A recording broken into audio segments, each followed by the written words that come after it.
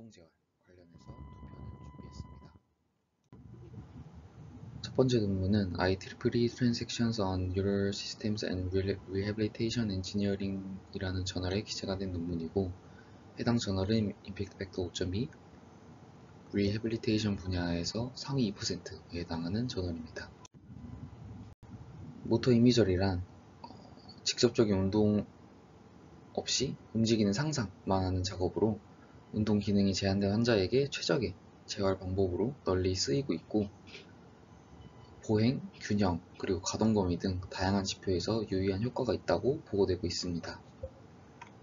하지만 순수 MI의 훈련 효율은 충분하지 않다는 의견들이 나오고 있고, 따라서 시각적 동작을 보여주는 AO를 결합하거나 3D 비디오 같은 더 풍부한 시각 가이드를 제공해 MI 활성, 즉 ERD를 키우는 접근들이 시도되어 왔습니다. 특히 VR이 몰입감을 통해 주변 방해를 줄이고 시각 감각을 더 잘 동원한다고 보고되고 있습니다. 이런 시각 가이드뿐 아니라 러버 핸드 일루전 등 환자로 하여금 소유감을 유도해서 가짜 손을 자기 몸처럼 느끼게 해 MI 효과를 증폭시키는 방법도 시도되어 왔습니다. 하지만 해당 관련 연구들은 대부분 1인칭 시점으로만 검증이 되어 왔고 3인칭은 많이 시도되지 않았다고 합니다. 따라서 해당 연구에서는 시각 촉각을 통해 아바타를 내 몸처럼 느끼게 만들면 3인칭에서도 MI로 인한 ERD 반응이 증폭될 수 있다는 가정을 세우고 아바타 소유감 유무로 ERD 차이를 조사했습니다. 피험자는 13명의 뇌졸중 환자가 모집되었고, 실험이 시작하게 되면 우선 피험자가 뇌파 캡과 VR 기기를 착용하고 의자에 앉습니다. 정면 2m 앞에는 실제 크기의 아바타가 같은 자세로 앉아있고, 실험 진행자는 피험자 뒤에서 막대로 등을 문지릅니다. 막대에는 바이브 트래커가 달려있어서 가상 막대가 VR상에서도 동일 궤적으로 아바타 등을 동시에 문지릅니다. 이 MI 조건에서는 실제 VR상에서 막대가 같이 움직여 소유감을 유발할 수 있도록 하고, CMI 조건에서는 VR상에서 막대가 움직이지 않았습니다. 13명 피험자 모두 무작위 순으로 EMI와 CMI를 진행했다고 합니다. 해당 작업 이후 MI를 진행했는데 상상 동작으로는 머리 빗질을 사용했다고 합니다. 해당 동작은 상지 재활하는 데 아주 효과가 좋은 동작이라고 알려져 있다고 하고, 두 조건 모두 동일한 MI를 진행했고 이후 아바타가 내 몸처럼 느껴졌는지 소유감 확인을 진행했다고 합니다. 13명 중 13명이 EMI 이후 소유감이 들었다고 하고 13명 중 3명이 CMI 이후 소유감이 들었다고 합니다. EEG는 1020 시스템에 의거한 32개 채널을 사용해서 측정되었습니다. 레퍼런스 채널은 CZ와 CPZ 사이에 존재했고 1000Hz 샘플링 레이소로 측정했다고 합니다. 전처리는 우선 0.1에서 40Hz의 밴드패스를 적용하고 육안으로 노이즈가 유입된 트라이얼을 제거해 주었다고 합니다.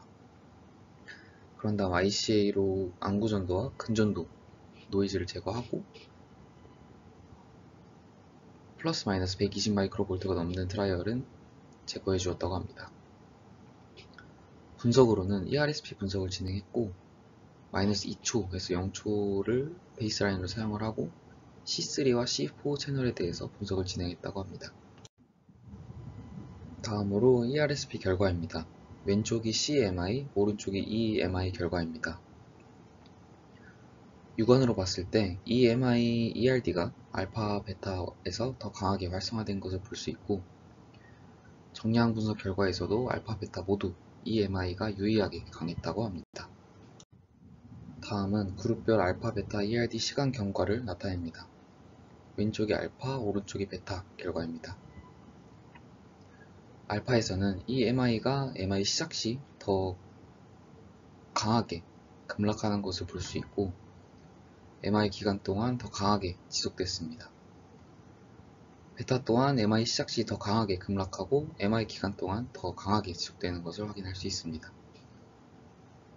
MI 직후 휴식에서는 알파 ERD가 이 MI가 더 오래 지속되어 지속적 활성화를 보여줬습니다. 다음은 토포맵 결과입니다. 마찬가지로 이 MI 조건이 알파, 베타 모두 ERD가 더 강하게 나타나는 것을 확인할 수 있습니다. 다음은 피험자별 병변측과 대측 ERD 피크 산점도입니다. 왼쪽이 병변측, 오른쪽이 대측을 나타내고 실선 위에 있으면 같은 사람에서 이 MI가 ERD 피크가 CMI보다 더 큼을 뜻합니다. 병변측 먼저 보면 대부분의 피험자에서 EMI ERD 피크가 우세한 것을 확인할 수 있습니다. 대측 또한 EMI ERD 피크가 더 우세한 것을 확인할 수 있고 정량값 또한 유의하게 차이 났다고 합니다. 다음은 조건간, 병변측, 그리고 대측에서 피크 ERD 비교 결과입니다. 알파, 베타 모두 병변측, 대측에서 EMI가 유의하게 강한 것을 확인할 수 있고 이는 소요감 유도 3인칭 MI가 병변측뿐 아니라 손상 반대측의 네트워크까지 강하게 동원시키기 때문이라고 합니다. 마지막으로 결론입니다. 해당 연구에서는 3인칭 MI가 시각, 촉각 동기화로 소요감을 유발하면 ERD가 증폭된다는 것을 발견했습니다. 특히 알파 대역에서 강하게 증폭되고 베타 대역에서도 보조적으로 증가했습니다. 피험자 개별로 봤을 때도 대다수가 증가하는 경향을 보이며 개별 단위로도 일관된 결과를 보이는 것을 확인했습니다. 이러한 강화는 병변측뿐만 아니라 대측에서 나타나며 양측 네트워크 강화에도 영향을 미침을 나타냈습니다.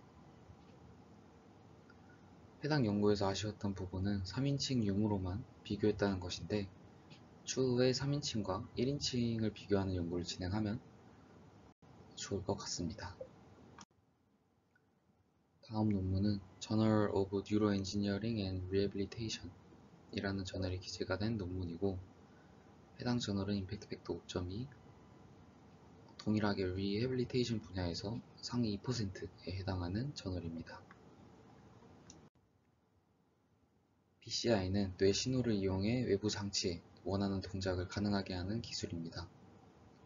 특히 BCI에서 많이 쓰이는 것이 모토 이미저리인데 이는 실제 움직임을 수행할 필요가 없기 때문에 심한 마비가 있는 환자도 사용할 수 있다는 장점이 있습니다.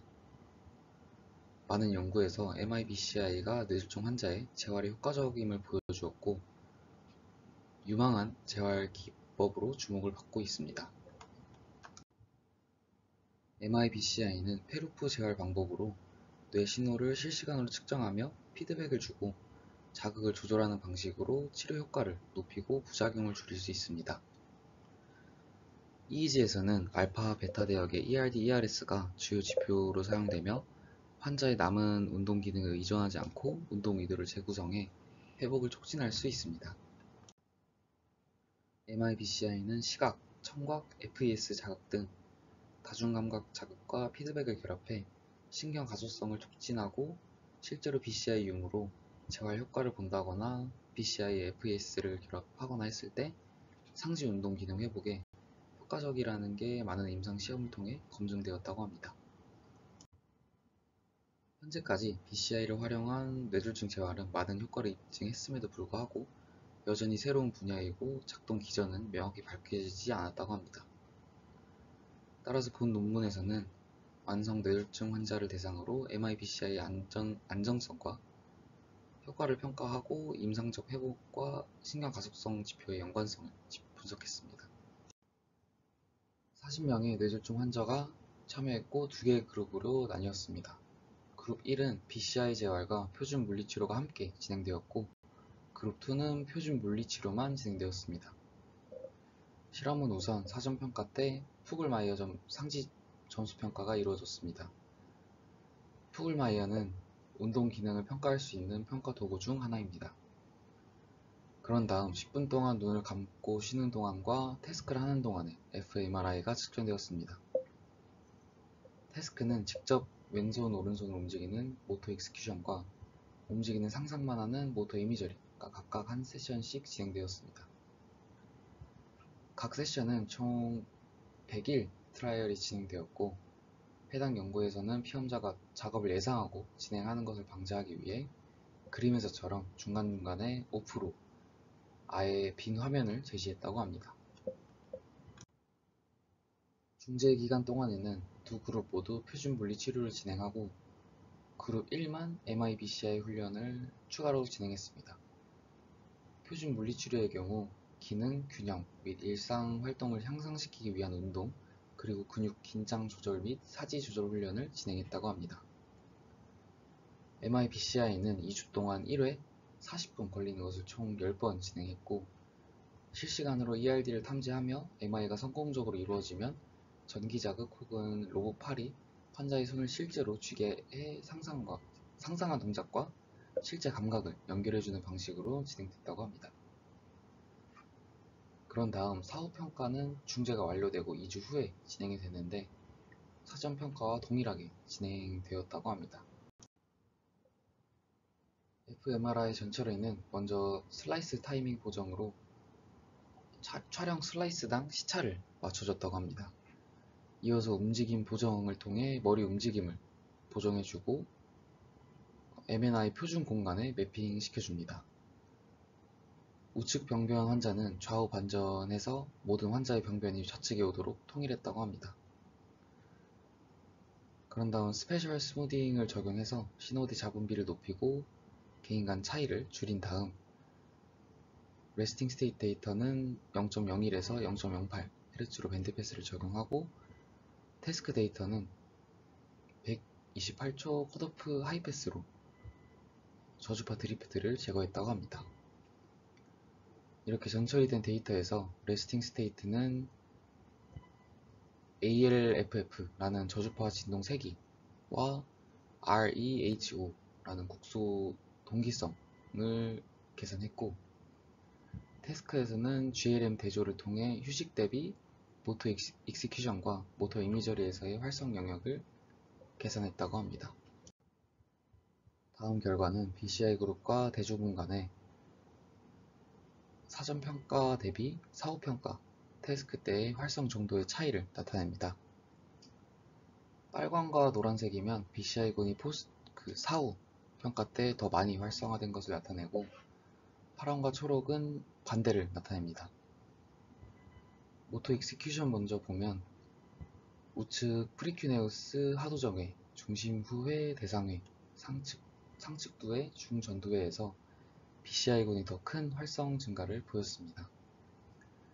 해당 영역들은 각각 시각 공간 처리, 감각 통합, 주의 집중, 운동 계획과 관련이 있고, BCI가 운동 피질 뿐 아닌 감각과 주의 네트워크도 향상시킨다는 것을 확인할 수 있습니다. 모터 이미저리에서는 우측 중전두회, 상전두 내측회에서 BCI군이 더 큰 활성 증가를 보였습니다. 해당 결과는 운동 계획과 실행 제어, 인지 조절에 관여하는 영역들이 더욱 강하게 동원하는 것을 나타내고, BCI 훈련이 운동 기능뿐 아니라 고차원적 실행 및 조절 네트워크까지 활성화시켰음을 나타냅니다. 다음 결과는 BCI 그룹과 대조군 간의 사전평가 대비 사후평가 레스팅 스테이트 때의 활성 정도의 차이를 나타냅니다. BCI군이 좌측 설상구, 우측 쇠기압 소엽, 우측 중후두회, 우측 설상회, 좌측 전중심회, 우측 상측두회에서 강한 활성을 보였습니다.